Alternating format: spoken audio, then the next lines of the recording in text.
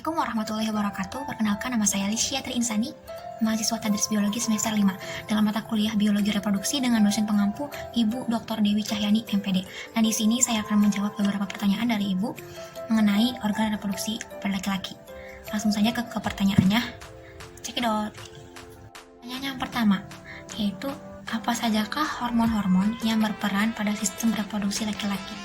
Nah, hormon-hormon pada reproduksi laki-laki itu ada beberapa. Yang pertama ada FSH atau Follicle Stimulation Hormone. Hormon ini memiliki peranan penting dalam perkembangan seksual seseorang. Yang kedua ada hormon testosteron.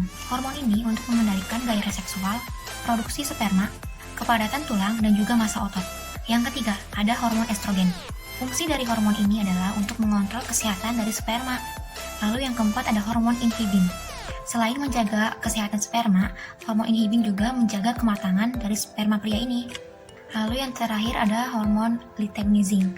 Hormon ini memiliki korelasi dengan hormon FSH serta saling melengkapi. Nah, masing-masing hormon tersebut memiliki peranan fungsinya masing-masing terhadap organ reproduksi pada pria. Pertanyaan yang kedua, bagaimana proses spermatogenesis terjadi? Nah, teman-teman bisa dilihat pada gambar berikut ini ya. Spermatogenesis adalah proses pembentukan sel sperma di dalam testis pria. Tahap pertama yaitu spermatogonium yang dihasilkan oleh testis. Spermatogonium terbentuk dari 46 kromosom dan 2 N kromatid.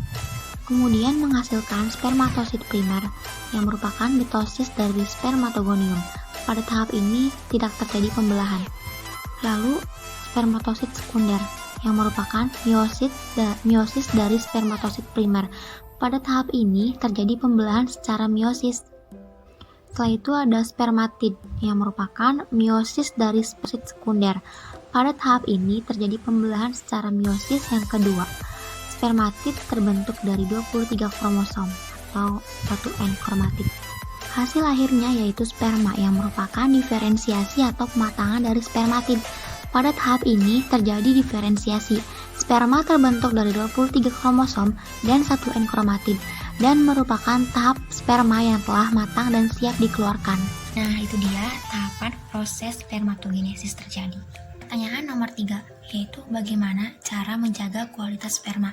Cara menjaga kualitas sperma ini ada beberapa cara. Yang pertama, menjaga asupan nutrisi dengan cara mengkonsumsi makanan yang sehat dan bergizi setiap harinya, kemudian mengkonsumsi vitamin dan mineral, lalu mengkonsumsi suplemen penambah kualitas sperma, dan menjaga pola hidup sehat. Pertanyaan yang keempat, yaitu bagaimana alur pengeluaran sperma. Semen dilepaskan melalui penis karena adanya proses ejakulasi. Nah, proses ejakulasi ini diproses oleh vesicula seminalis yang berada pada panggul yang merupakan tempat cairan ini diproduksi. Ejakulasi ini dikendalikan oleh sistem saraf pusat dan terjadi ketika ada gesekan antara alat kelamin atau ketika ada rangsangan lainnya.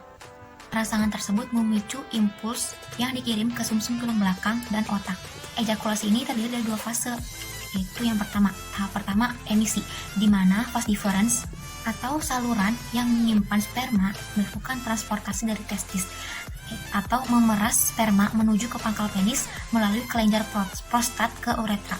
Vesicula seminalis ini melepaskan bagian dari mereka dan air mani yang menggabungkan dengan sperma, sehingga pada tahap ini ejakulasi tak terbendung lagi.